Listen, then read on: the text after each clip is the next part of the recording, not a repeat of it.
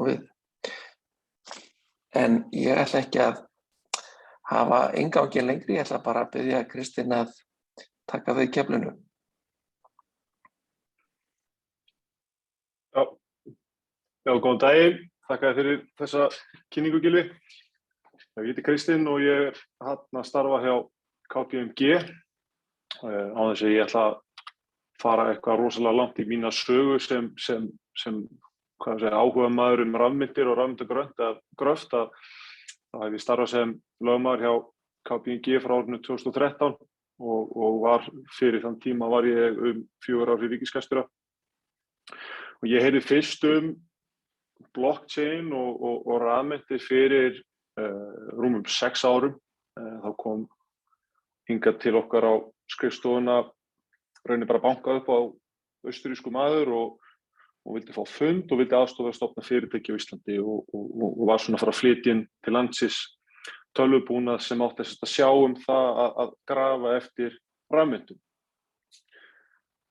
Svona eins og tiltölulega blautur á baku eyrun, þá náttúrulega heldum við þetta væri náttúrulega bara eitthvað algjör þvæla, en við buðum þessu manni fund og settust niður með honum og úr var nokkuð svona langt og gott viðskiptasamband sem enn er á lífi í dag. En það er nú gaman að segja frá því að ég fór svona rúmu ári eftir að við tókum þennan mann eða þetta fyrirtæki í viðskipti, þá var ég staddur í Þýskalandi, í München. Ég var svona ekki ennþá að trúa þá að þetta væri eitthvað raunveruleg starfsemi fyrir en ég kom á skrifstofu fyrirtækisins, þessi stellenda fyrirtækis höfuðstöðvana, sem var á besta stað í miðborg München. Það var svona svolítið áttaði með að segja á því hvað þetta væri strax þá, haustið 2017 orðið stór bransi.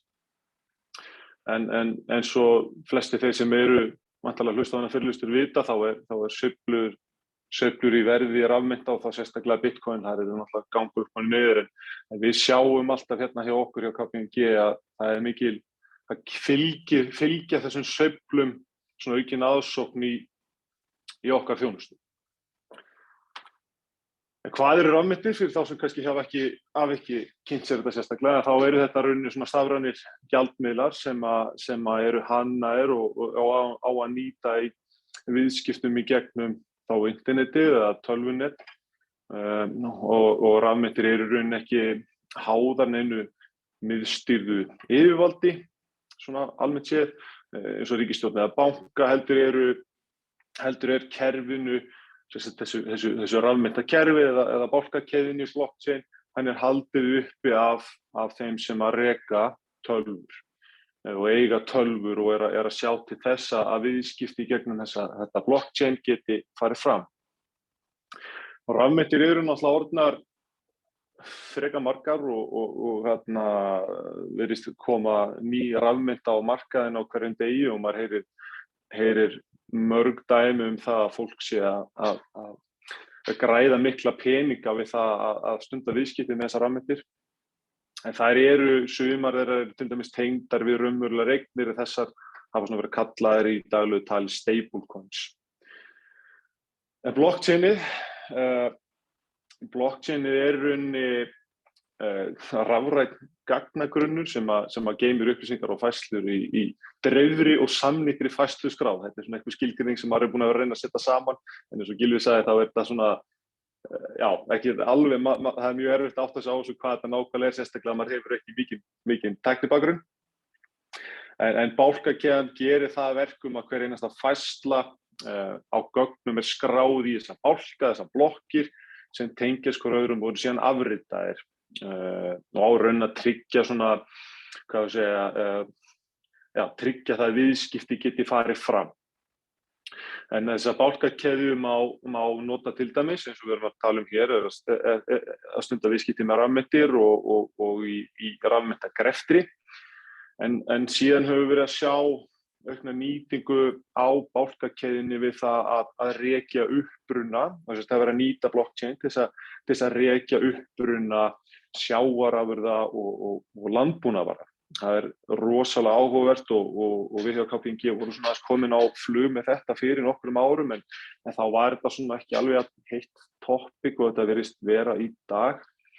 En það sem að gerast á erlendum mörkuðum það að til dæmis eru fyrirtæki sem að selja eitthvað ákveðna, til dæmis sjávarafurðir að selja þetta sem íslenska afurð, en svo raun og veru þetta afurð sem á uppruna sinni í einhverju allt öðru landi, en af því að Ísland svona kannski eitthvað premium nafn til dæmis sjávarafurðir. Með því að setja raunni og fyrirtæki í Íslandi myndi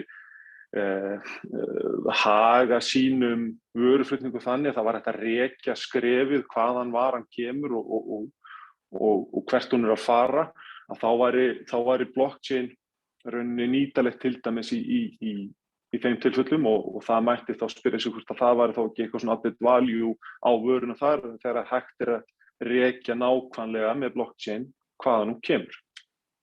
Þetta svona einhverju vandkvæðum háð út af merkingum á vörunum, til dæmis og sjávarunum, hvernig á að merkja fiskinn, þetta að breyta merkingunum.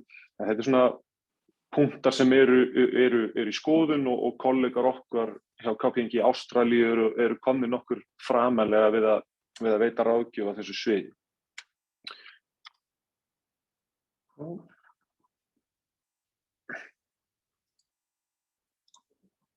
Já, hérna svona það sem svo sem við vorum að tala um, þetta mynd sem að sýnir hvernig þetta fer fram.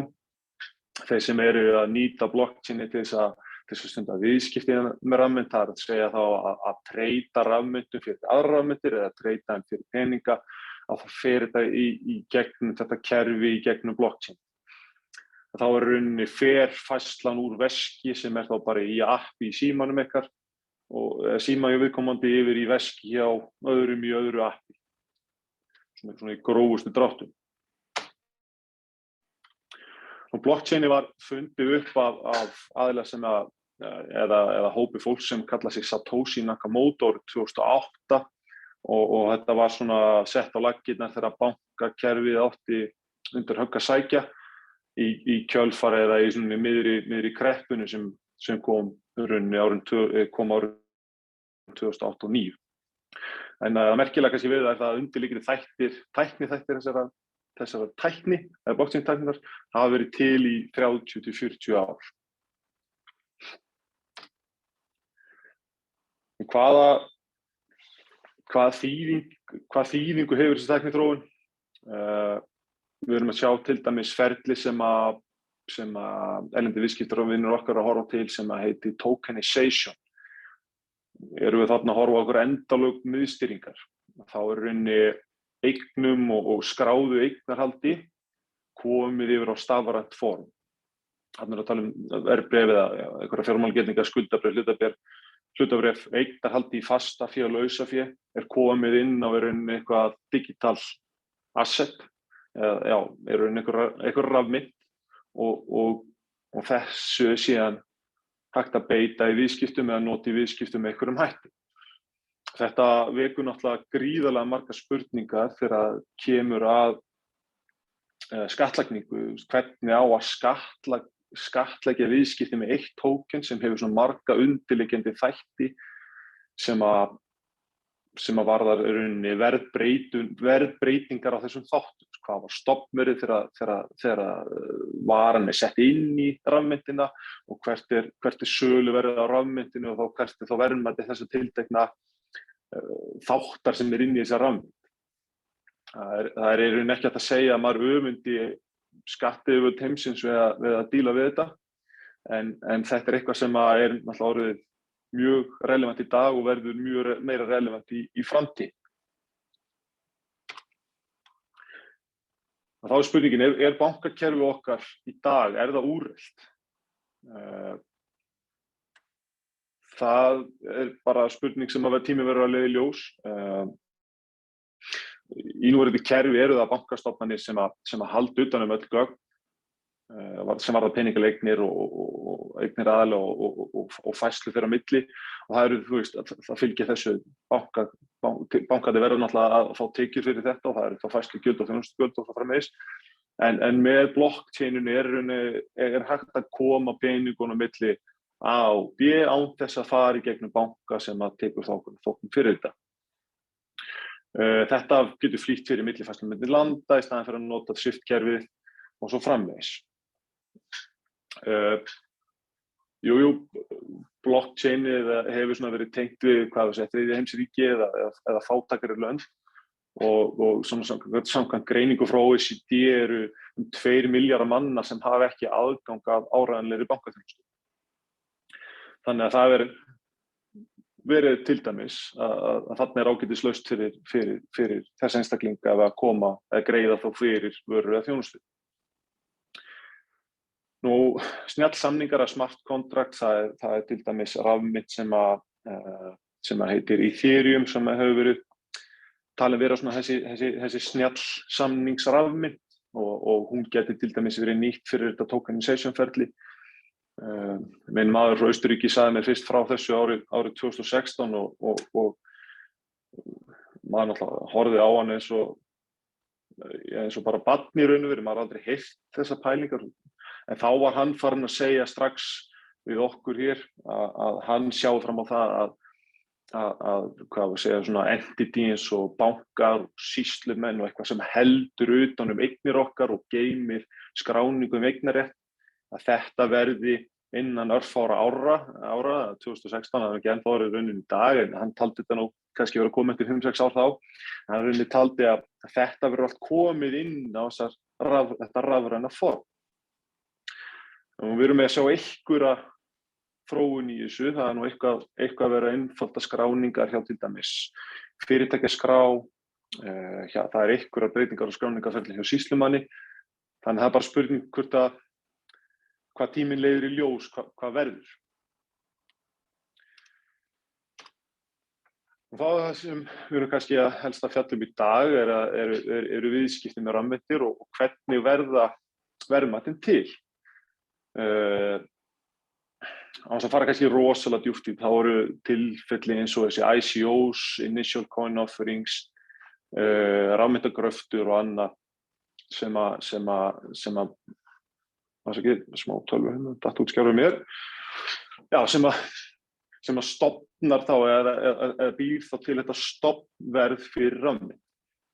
Og þegar rafmynti síðan annarkost henni treyta fyrir aðra rafmynti, henni treyta fyrir fiat-peninga, hefðbundna gjaldmiðla sem við þekkjum í dag, eins og krónur og dollara, þá mismunurinn á stofnverðinu og svo þá, söluverðinu, við köllum bara það, þá það einhver söluhagnaður eða ætti að skattleggja það sem söluhagnaður. Spurningin hvenær á að skattleggja það eða hvernig. Þetta það sem skattyfirvöldin að díla við. Rafmynti má einnig eins og í löndum eins og El Salvador og með skilst að Panama eða ekki búið nú þegar og Úkraína séu svona allavega í þann borð að fara að viðurkenna Bitcoin sem gjaldmiðil í þessu löndum. Þetta eru ennþá lönd sem eiga kannski myndu teljast þriðja heims ríki eða svona fátækari ríki, en maður spyr sig hver ástæðan fyrir þessu, er það því fólkið í ríkjunum þau treysta ekki í bankakerfinu. En hvernig það þá þegar það sem við sjáum kannski vandamál fyrir skattyfirvöld það að viðkomandi fær rafmynt, hún kannski á einhverju gengi sem að gengi sé 1, en svo ætlar viðkomandi að nýta rafmyntin til þess að greiða fyrir vöru þjónustu og þá að vera með því 2 krónur. Það að segja þegar hún nýtt. Hvað verður í mismunum og hvernig á að skattleggja mismunum og hver heldur utanum og hvernig að skattyfirvöld að sjá mismunum. Þetta eitthvað sem að augljóslega verður þarna einhver margína á þessu sviði sem að þýðir að viðkomandi aðili sem eignast rafmynt á 1 krónu en hún verið í 2 krónur þegar hann nýtir hana, að hann hefur grætt á því að eiga þessa rafmynt. En aftur, hvernig að skattyfirvöld að mónitora þetta, eiga þau að fela viðkomandi skattaðila að mónitora þetta og hvernig og í hvað skatthlutfall á þetta fara eða hvernig á að trýta þetta. Önnur hugsanleg viðskipti sem að sé fyrir sér eignastýring eða miðlun á rafmyntasafni eða ráðgjöf, milliganga að eiga viðskipti með rafmyntir og svo framvegis. Hvað rafmyntir? Eru rafmyntir lausafé? Þetta svo gull? þetta svona ýmsar pælingar sem að koma. Og ég hafði nú gaman að þessari mynd sem ég lét fylgja með, þegar maður reyna að útskýra hvað þetta og svona sko, allan mínu upplifun þegar maður tala svona við frændur og frænkur í afmælisveislum að maður lítur út fyrir að vera hálfskrýti. En þetta eitthvað sem ég held að mjög margir séu komnir með áhuga á og þetta raunin eitthvað sem við heldum við þurfum að fara að horfast í augu við svona næstu misserum. Og þá var að rafmyntagröftur, mæning. En nú þetta lýsandi nafn, þetta orðskríti. Þetta kannski ekki fallegt nafn, en jú, á einhverju leyti þetta lýsandi. Sko, tekjur vegna fyrstulega rafmyntagröftur í rauninni bara svona einfaldasti mynd það þegar aðili rekur tölvubúnað eins og inni í þessum gagnavörum sem við þekkjum hérna rekinn á Íslandi í dag.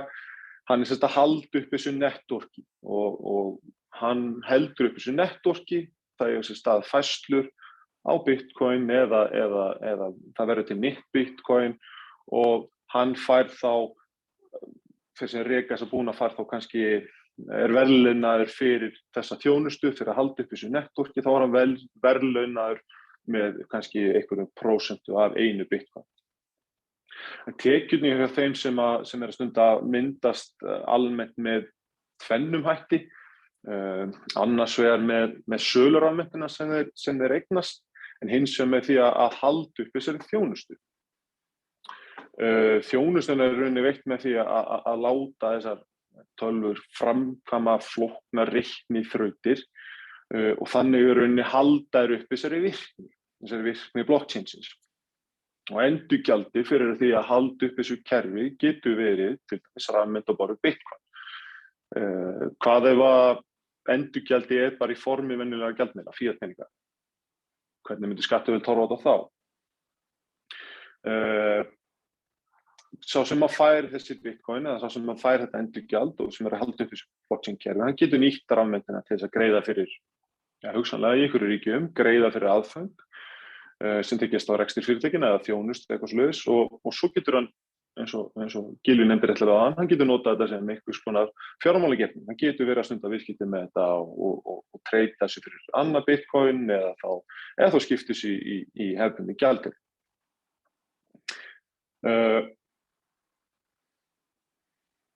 Í skattalegum skilningi myndi maður væntanlega fjárhæð tekna sem viðkomandi hefur á stunda viðskipti með rafmyntir myndi væntanlega ráðast að verðmæti rafmyntanna á þeim tíma sem hann eignast hana og verðmætið í rauninni þegar hann afhent sem endurgjald fyrir kaupum og vöru af þjónustu eða þá henni þá treyta fyrir aðra Bitcoin. Var þetta kannski gagnaverinn sjálf, það svona verið óvægin umræða í fjölmiðlum rafmagn sem selt til gagnavera sem eru að hýsa búnað undir rafmyntagröft. En í rauninni fór OECD í svona einhverja vegferð að skoða hversu mikið rafmagn væri nýtt til rafmyntagraftar. En árið 2020 var þetta í rauninni 0,25% af heildarrafmagnsnotkun heimsins. Þetta örugglega aukist en það má alveg sjá að þetta kannski ekki gríðarlega stórt hlutfall í svona þessu alþjóðlega samhengi.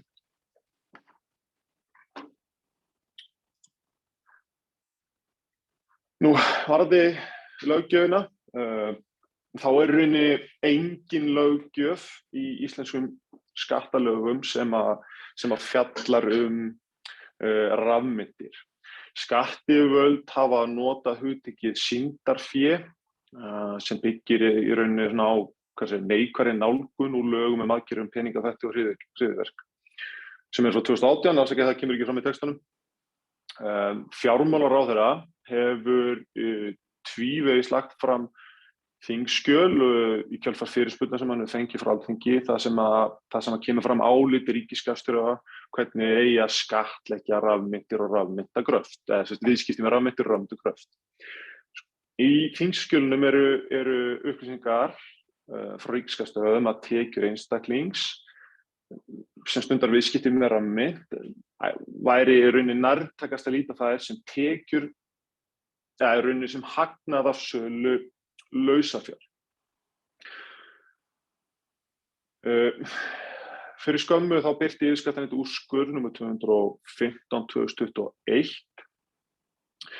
þar sem að framkomu nokkur atriði sem skildu eftir mjög áhugaverðar spurningar í kolli okkar skattanördana hérna hjá KPMG, þar sem að við höfum svona átt í óformlegum og formlegum samskipti við ríkisskattstjóra þá vask virðisaukaskattsnálgunina á lausafé, þar sem að skatturinn er í rauninni alveg á þeirri skoðun að rafmyntir falla rauninni alveg út úr, það fari ekki einu sinni inn í gildissvið laga um virðisaukaskatt, það er bara standa alveg fyrir utan. Í þessum úrskurði þá rauninni byggði aðilinn í rauninni á því að hann væri að grafa eftir rafmyntum, hann var að halda upp einhverju blockchain kerfi og hann eignaðist einhverju rafmyntur, hann væri bara að gera þetta í tómstundaskyni. Hann var í rauninni að reyna að byggja málið sitt þannig upp gagnvart skattyfirvöldum að rafmyntirnir sem hann eignast, að þetta hafi í rauninni verið bara eins og hann hafi verið að kaupa og selja sófa og blandin. Þeir sem eru svona í einföldustu mynd, þeir sem eru eitthvað að kaupa og selja lausafé og bland og eru ekki að gera þetta reglulega í einhver ákveðnu umfangi, þeir eru ekki taldir verið í atvinnuskyni að framkvæma rauninni þessar kaup og sölu. Einhver skattafordæmi fyrir því að einstaklingar megi eiga einhverja 6-10 bíl á ári og vera að braska með þá og það er ekki litið á það sem atvinnustarfsemi. Og þá ertu rauninni ekki skyldu til þess að skráða á vaskrá og svo framvegis og þú borgar rauninni ekki tekjuskatt af slíkum viðskiptum.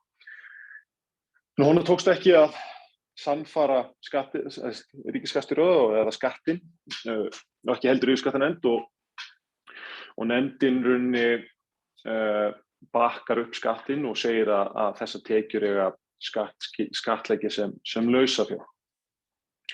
En úrskurðurinn skilur eftir svona nokkuð ákveðnar spurningar þegar kemur að skattlagningu þessarar verðmætasköpunar, svona út af því að það er engin löggjöf þetta, en þá er þetta sérstaklega kannski fyrir þá sem eru í þessari atvinnustarfsemi sem tengist rafmyntum. Það eru þeir sem eru að grafa stundina rafmyntagröft og eru að gera það í atvinnuskyni.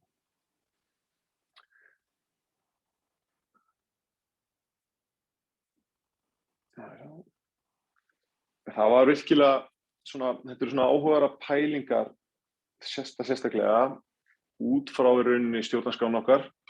Ég er auðvitað alveg því að auðvitað fara að skattleggja atvinnustarfsemi og hagna fólks af mín skoðun að ætti að skattleggja hagna sem að ræðst af því að vera stunda viðskipti með rafmyntir og þá graf eftir rafmyntum, en það má ekki gleyma því að stjórnarskráin gerir ráð fyrir því að það eigi að skipa skattamálum með lögum og eins og þetta birtist í bæði áliti ríkisskattstjóra og úrskurði yfirskattanefndar, þá er þetta rosalega, þetta er byggt á svolítið svona veikum grunni, þessi afstaða skattyfirvalda.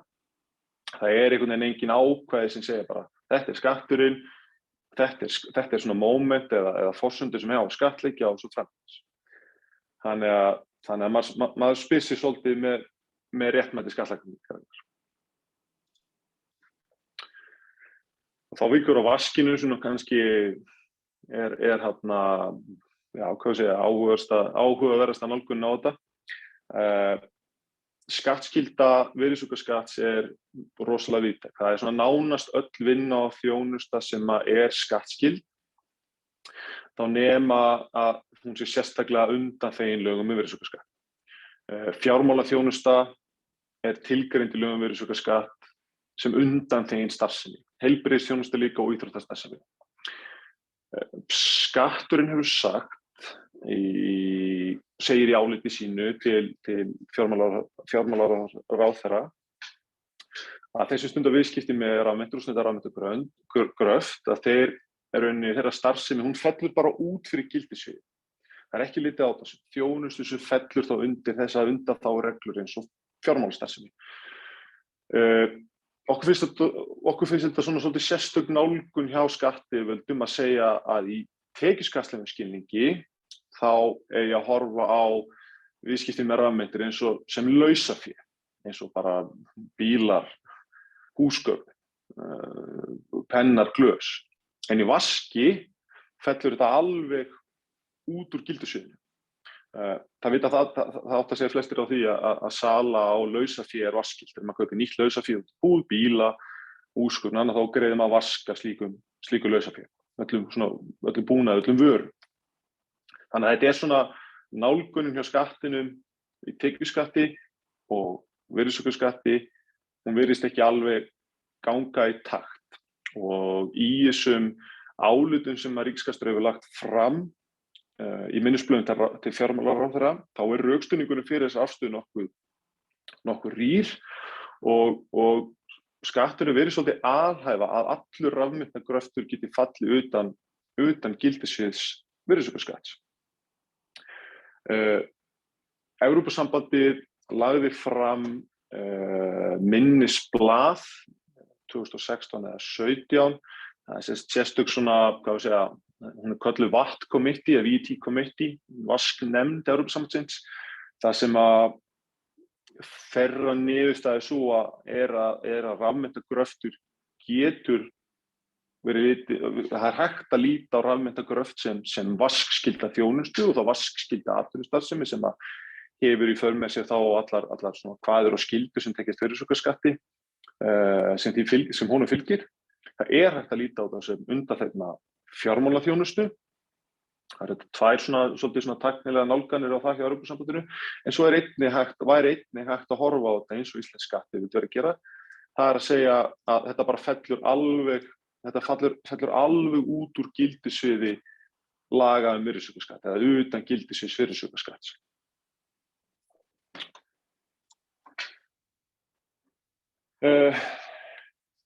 Í Noregi, og Noregur í rauninni hefur farið þá leið að horfa svolítið á framkvæmdina innan ESB og virðist horfa til þessara nefndar og þess sérstaklega þessa vinnuskjals sem að vasknefnd Evrópusambandsins lagði fram árið 2016-17 og þeir horfa á rafmyntagröft og viðskipti með rafmyntir sem er undanþegna fjármálastarfsemi.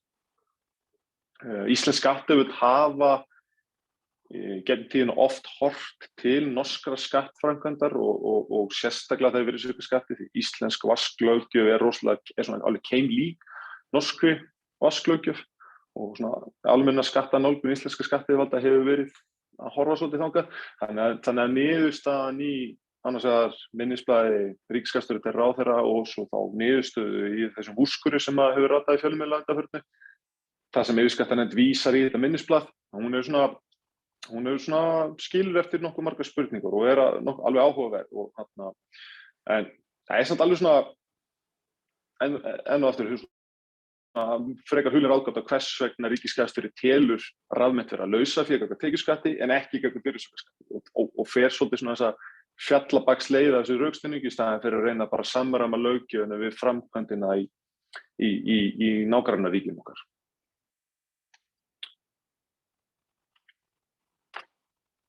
Ég er nú alveg að renna út á tíma, ég geti nú verið að þessu farið mjög miklu dýpar ofan í þetta í allan dag. Svona áður en við opnum fyrir spurningar þá er bara, það er rosalega margt sem bendir til þess að umfang rafmynta í viðskiptum mun aukast. Sérstaklega áhugamaður NBA-deildina og þetta var nú svona gaman að því að Staples Center fyrir þá sem þekkja þá flottu höll sem hefur verið notuð af Los Angeles Lakers í yfir 20 ár. Hún breytti nýverið nafn og heitir núna Crypto.com Arena. Hét áður Staples Center og svo hefur Miami Heat einnig tekið upp FTX Arena, en FTX er svona plattform til þess að stunda viðskipti með rafmyntir. Þannig að við erum að tala þarna tvö af verðmætustu liðum NBA-deildarinnar sem eru með sinn helsta styrktaraðila sem tekist rafmyntum. Þannig að það nokkuð ljóst að þetta er svona máli draga þá ályktun að þetta sé svolítið komin til þess að vera. Varðandi stöðuna á Íslandi en aftur þá er svona kannski ekki hægt að sakast neitt sérstaklega við skattyfirvöld og við skiljum alveg þá stöðu sem þau eru í.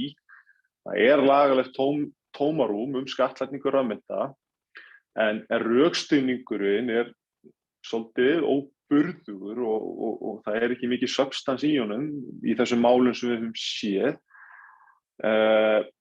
En það er spurning hvað ætla íslensk stjórnvöld að gera? Ætla þeir fara að ráðast í að skoða þetta og horfa til framkvæmdarinnar í Noregi eða Evrópusambandinu og svo framvegis. Þannig þetta er svona virkilega áhugaverðir tímar hvað það varðar en maður myndi halda því fyrir því betra. Annað KPMG, kollegar okkar í Kanada, þau fjárfestu nýverið í Bitcoin og Ethereum, settu það efnahagsreikningi sinns. Og svo höfum við svona fregnir því að KPMG kollegar okkar út í heimi hafa verið að taka móti Bitcoin sem svona greiðslu fyrir sína þjónustu. En það nú í fáum löndum og við kannski ekki, þetta svona ekki orðið mjög almennt en það í einhverjum skust.